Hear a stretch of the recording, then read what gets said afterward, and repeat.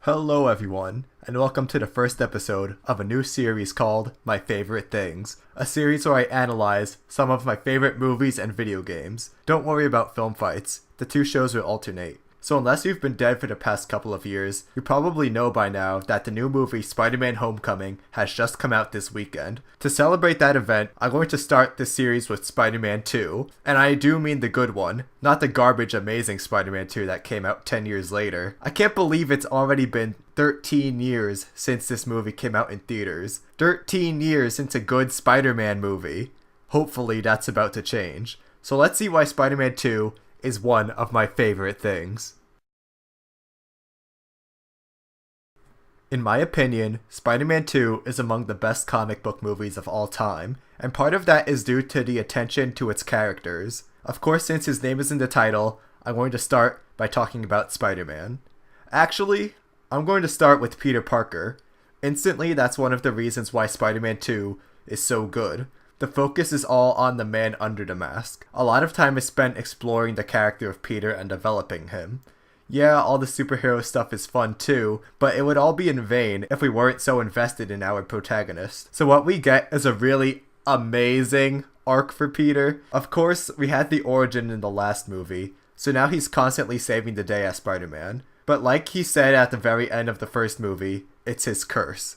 Peter can't live a normal life because he has to be Spider-Man. Whenever he hears sirens or his police scanner goes off, he feels the need to help because the last time he didn't help, his uncle was killed. Guilt drives Spider-Man, but it's becoming too much for him. Remember, Peter's only a young guy. He still has school, work, and friends, none of which he can handle while being Spider-Man, so his life is basically in shambles. This is something that Spider-Man 2 does extremely well. Peter keeps getting beaten over the head again and again. He loses his job as a pizza delivery guy. He's making almost no money at the Daily Bugle. His best friend Harry is angry at him for taking pictures of Spider-Man. He can never make time for Mary Jane. And then she decides to get engaged to someone else. There's another subtle yet huge slap in Peter's face when he goes to visit Dr. Otto Octavius, who will later become Doc Ock. Octavius has everything Peter wants in life. He's a groundbreaking scientist. He doesn't have financial problems, he's very happily married, and of course, he's living a happy life. Obviously, Octavius doesn't gloat in Peter's face or anything, but Peter sees all these things he wants, but can't have because he's Spider-Man. So, ultimately, he quits. He stops being Spider-Man. If this movie was lazily written, it could have come across as selfish, like Peter just doesn't want to help people anymore for his own benefit, but you really feel for the guy. You want him to be happy and understand why he's quitting. Also, everything going on in his head is preventing him from being Spider-Man physically too. In the middle of fights, his powers would stop working. This all leads to a fantastic scene that brings us back to the events of the first movie, when Uncle Ben is explaining responsibility to Peter, the last time Peter saw him before he was shot. In this scene, Peter tells Uncle Ben that he doesn't want to be Spider-Man anymore. He doesn't want the life of responsibility that Uncle Ben saw for him. He just wants a normal life being only Peter Parker. This was truly a heartbreaking moment. So Peter stops being Spider-Man and thinks his life would be superior. And for the most part, it is. But he begins to feel that urge to help again. When he sees a crime in progress, he wants to help but realizes he can't because he doesn't have his powers anymore. In one scene, he saves a kid from a burning building, but another man dies in the fire, one he could have saved if he were Spider-Man. Eventually, he gets a shot to live a normal life with Mary Jane, what he's wanted more than anything else, but by now, he's realized that he needs to be Spider-Man instead. So he gives her up in order to do the right thing, something I'll bring up later. This is how Peter completes his character arc, because in that moment, he chose to be Spider-Man again over MJ. He got his powers back. And don't get me wrong, it's not that he goes back because of his guilt. He now changes his motivation for being Spider-Man, because just guilt isn't enough. He does it now because he realizes how much the people of New York need him and appreciate him. Next, in the spectacular train scene, an unmasked Peter gets to see how much the people of New York appreciate having Spider-Man back. It's probably the best scene in the entire series. Peter has a very well-crafted arc. The writers didn't just throw together an action movie and then let the protagonist learn a basic lesson about sharing or something stupid like that. No. They took major elements of Peter's character and then built a movie around his choices and growth as a person. Spider-Man 2 is a perfect example of a character-driven movie instead of a plot-driven movie. This means that the character's actions, choices, and growth are what drive the plot of the movie. It's not that there's a plot going on and that the characters learn something along the way. Mary Jane is the other protagonist in Spider-Man 2. What she goes through is a bit more subtle than Peter, but she still does get a pretty good arc. Throughout the movie, she's dating astronaut John Jameson. She's clearly unhappy being with him, but she stays in this relationship anyways. Although Mary Jane would much rather be with Peter, she's still mad at him, not just for missing her play, but for rejecting then ditching her at the end of the first movie. Being with John is definitely the easier choice over Peter, because he's never around, of course, and he makes everything complicated. Mary Jane definitely suspects that he's Spider-Man because she recognized his kiss as the same as Spider-Man's. I'm not sure how practical that is, but whatever. Besides, she had to have noticed that Spider-Man and Peter have similar voices. Even when she can confirm that Peter's Spider-Man, she says she thinks she always knew. So she suspects he's a superhero, but still wants to be mad at him for constantly being a disappointment, kinda like me. MJ completes her arc when she dumps John to Mac on Peter instead. Although John can offer her a stable relationship, being with Peter was what she wanted all along, even if it would be difficult. This works now as opposed to a previous scene and the previous movie because she takes the responsibility away from Peter. He's worried about getting her involved in his dangerous life, but now Mary Jane knows everything. She knows the risks and makes it clear that she's willing to take them. It's her risking herself now, not Peter risking her. So it was good seeing Mary Jane step up and take authority in her life. Poor John, though. Even though I think Peter was written extremely well, the side characters like Aunt May, Harry Osborn, and J. Jonah Jameson were awesome. Each of them were acted brilliantly. We never got another Jonah as perfect as J.K. Simmons was. He gave a brilliant performance and owned every scene he was in. Aunt May gets even more to do in this movie than in the previous one. She has two fantastic scenes in particular. The first is when Peter tells her about what really happened the night Uncle Ben died. Aunt May was blaming herself for his death for the past few years because Peter wanted to take the bus, but Aunt May insisted for Uncle Ben to drive Peter instead, leading to his car getting hijacked and him getting shot. In this scene, Peter tells Aunt May about how he let a robber go to get revenge on a guy who wouldn't pay him, and how it was the robber that he let go who killed Uncle Ben, and he could have stopped it. The scene was really simple, just Peter and Aunt May sitting at the kitchen table. There weren't flashbacks or anything. Rosemary Harris and Tobey Maguire's performances carried the whole scene and it was fantastic. Aunt May gets another great scene where she gives a very heartfelt speech to Peter about how people need Spider-Man. One of the great things about her in Spider-Man 2 is that it's never confirmed whether she knows or not that he's Spider-Man, but it's almost implied. Why else would she give him this very inspiring speech? Harry Osborn was also very well done in this movie too. He was perfectly set up to be the next Green Goblin. We know this doesn't go well in Spider-Man 3, but it was still very well done here. He becomes more and more consumed by his hatred of Spider-Man. He begins drinking, he keeps snapping at Peter, and he gets driven to the point of insanity by the end. Not only is it his hatred that's driving him mad, but his relationship with his late father. Norman always seemed disappointed by Harry, and he never showed much care towards him. So the person who Harry desperately seeks approval from is dead, and he blames Spider-Man for it. Norman and Harry always had a twisted relationship, so it gets to the point where Harry is hallucinating his father, and then discovers the Green Goblin's lair. Too bad he had to become Super Surfboarder instead. Something that's amazing throughout Sam Raimi's entire trilogy is how memorable each of the small parts were. Even in Spider-Man 3, Bruce Campbell was brilliant playing the French dude. Actually, in each movie, he makes cameos that put even the great Stan Lee to shame. But especially in Spider-Man 2, all the minor characters were spectacular, spectacular! There's Mr. Aziz, the manager of Joe's Pizza. He delivers the best line ever. Go! Then there's Mr. Dickovich, an Eastern European man who keeps asking Peter for rent money. He's hilarious. Bruce Campbell's cameo in this one is the usher for Mary Jane's play. This is his best scene throughout the series. He just completely destroys Peter.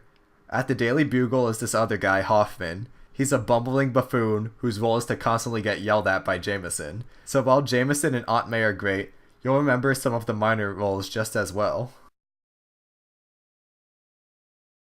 Doc Ock is the villain in Spider-Man 2, and man is he good. He's one of the best comic book villains adapted to the big screen. I mentioned him previously when I talked about Peter Parker. It was great getting to know Otto Octavius before he turned into Doc Ock. Him and Peter both had a love of science, so you could really see the connection between the two when they talked to each other. Him and his wife Rosie felt like real people, so his story is all the more tragic. Octavius was working on a fusion reactor, basically a mini sun that provides massive amounts of clean energy.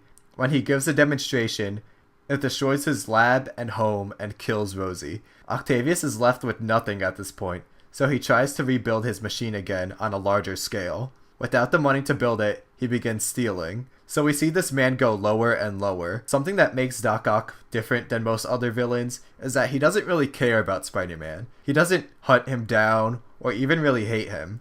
Spidey just keeps getting in his way.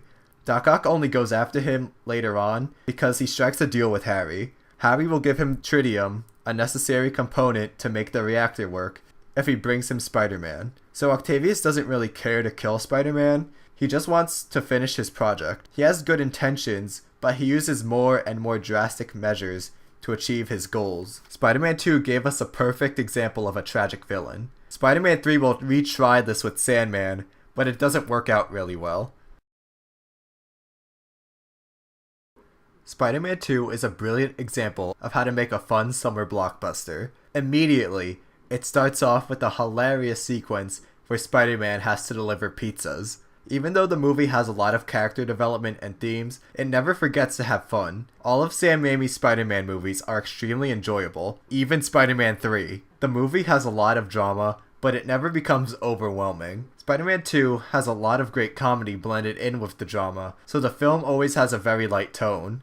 There are so many funny moments, like Peter constantly missing out on some free food, every line Jameson has, Mr. Dickovich asking for rent, Peter telling kids to eat their green vegetables, and the list goes on. You can tell Sam Raimi was never afraid to have fun with it, like in the raindrops keep falling on my head scene. This movie has such a fun and lighthearted tone that makes it so enjoyable. I can watch Spider-Man any day and still enjoy it.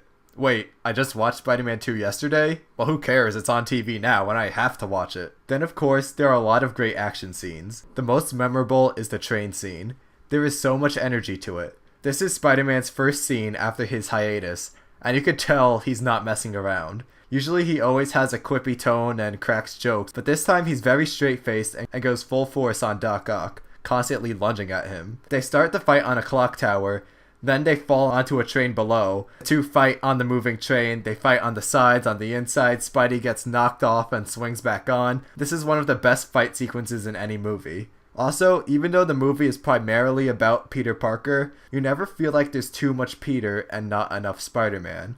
Even when he quits, you're still satisfied with the amount of Spider-Man you've gotten. By then, you've already had a Spider-Man pizza delivery, a car chase, and a bank heist, each of which were great. Just as fantastic as the action were all the character moments. Just a few of these alone would have made the movie, but there are just so many good scenes. The Uncle Ben flashback, when Peter confesses to Aunt May's speech, the end of the train sequence, when Peter denies Mary Jane, the hospital scene, the list goes on. I wish I could talk about all of them in full detail, but we'd be here all day. On top of that is Danny Elfman's brilliant score. It's possibly the best score in any comic book movie, and it's definitely up there for movies in general. The soundtrack really heightens every action scene and character moment as if they weren't good enough already. Just watch this tiny scene.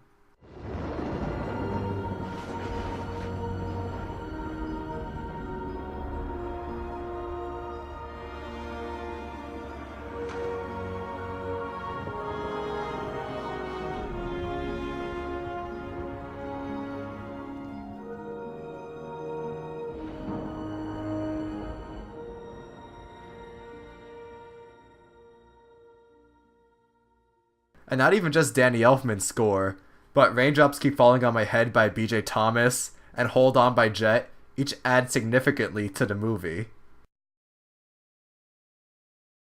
Of course, with all the speeches and character development, there are going to be some underlying themes and morals throughout Spider-Man 2. The most prevalent is sacrifice. It runs through each character arc. For Peter Parker, he had to sacrifice a normal life in order to do the right thing and help the public as Spider-Man. Aunt May taught him that sometimes we have to be steady and give up the thing we want the most, even our dreams. Peter repeats this line to Doc Ock in the end because the moral of sacrifice applies to him too. His life's work was all he had left, but it was destroying the city, so Octavius needed to learn to give up his dream for the good of the city.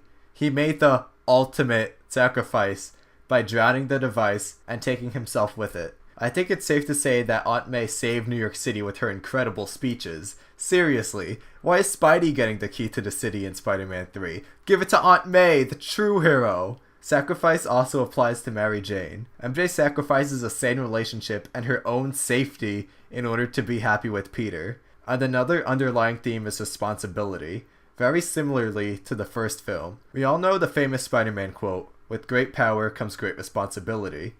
In Spider-Man, Peter used his powers to win money, but not to stop a criminal, causing Uncle Ben's death. Here, Peter makes the irresponsible choice, and giving up his powers causes a spike in crime and the death of a man in a burning building. Like Sacrifice, this theme applies to the protagonist as well as the antagonist. Doc Ock used his intelligence to invent an amazing machine, but tried again even after seeing how destructive it could be. He then had to take responsibility for his actions and drown the fusion reactor. He used the gift of intelligence irresponsibly, so he had to take responsibility and drown the device himself. We even get themes of redemption in Spider-Man 2. Peter, Mary Jane, Doc Ock, and even Harry contribute to this. Each of them go down the wrong paths, but have different outcomes. Peter does the wrong thing by quitting his hero duties, but he made the right choices soon enough. Mary Jane waits until the very end to break up with John Jameson, but both her and Peter are rewarded with the relationship they've both wanted by changing their directions on time.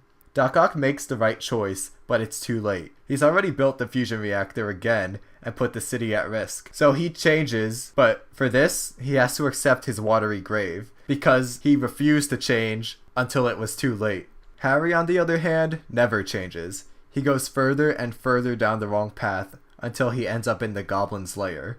He refuses to change, and therefore becomes consumed by hate, and becomes the next Goblin. Again, it doesn't go well in Spider-Man 3, but it was done well here. Although Spider-Man 2 is one of my favorite movies, no film is perfect. All the problems I have with it are more minor. There's nothing too big that I didn't like. My first gripe is that a few times the CGI doesn't hold up well. This movie came out in 2004, so it's understandable that it doesn't look perfect. A few scenes are too over the top. Thankfully not too many, but there are some, and they are pretty distracting. My last problem is Mary Jane getting kidnapped again. Maybe back in 2004 it was alright, but now it comes across as cliché. A lot of recent comic book movies have gone past using the love interest as a damsel in distress. And she was already kidnapped before. Did she really need to go through this again? So yeah, those are my issues with Spider-Man 2. I don't have many, and none of them are big. Thankfully, we're not subjected to multiple dance scenes or an emo whiny brat. Like I said before, Spider-Man 2 is the ultimate summer blockbuster. We are given amazing characters, a superior villain, spectacular action, and friendly neighborhood themes. It's such a fun and enjoyable movie. What really elevates Spider-Man 2 above so many other superhero films is how much attention the protagonist was given. Spider-Man 2 isn't necessarily about Spider-Man. It's about Peter Parker trying to deal with being Spider-Man. It focuses so much on building our protagonist. It's not only just the big picture stuff that makes this film so good. It's all the little things too. The small gags, the side characters, the cinematography, the soundtrack. It all comes together so well. And that is why Spider-Man 2 is one of my favorite things. Yeah.